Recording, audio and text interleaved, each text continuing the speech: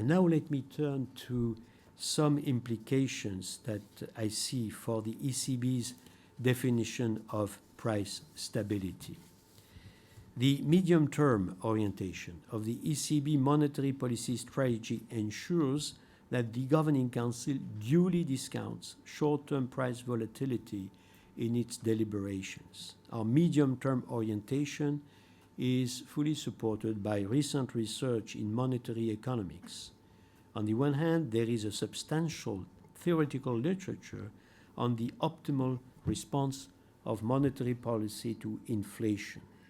On efficiency grounds, the best way to absorb relative price shocks is to let more flexible prices, like those of commodities and oil, bear the brunt of the downward or upward adjustment, while stabilizing more inflexible prices and wages and preventing inflationary pressures to materialize owing to possible second-round effects.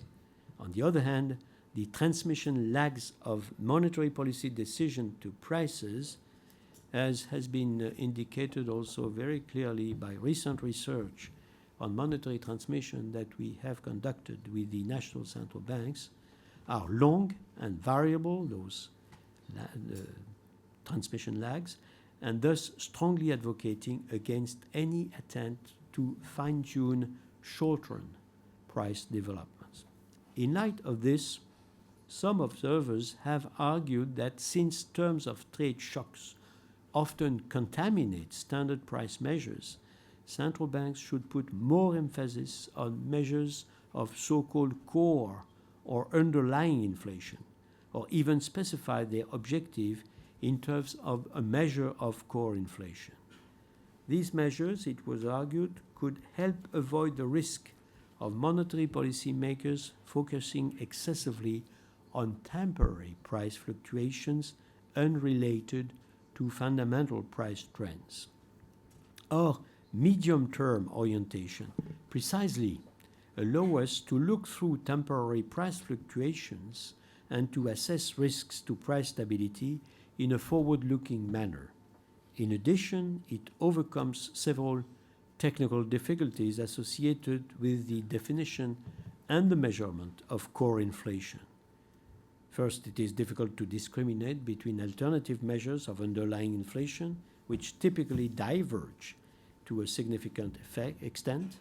Second, it is challenging to agree on a satisfying ex-ante definition of core inflation because of the high degree of uncertainty surrounding the nature of the future shocks. Third, measures of core inflation do not necessarily have good leading indicator properties, and this is, of course, the major argument.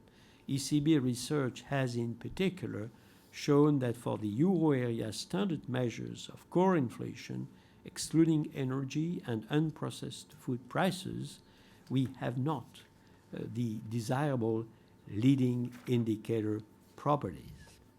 This implies that volatile, flexible prices like those of energy and commodities are very useful and should instead be included in the broad index monitored by the central bank, as they could provide a timely signal of inflationary pressures arising not only in their specific markets, but more generally in the overall economy.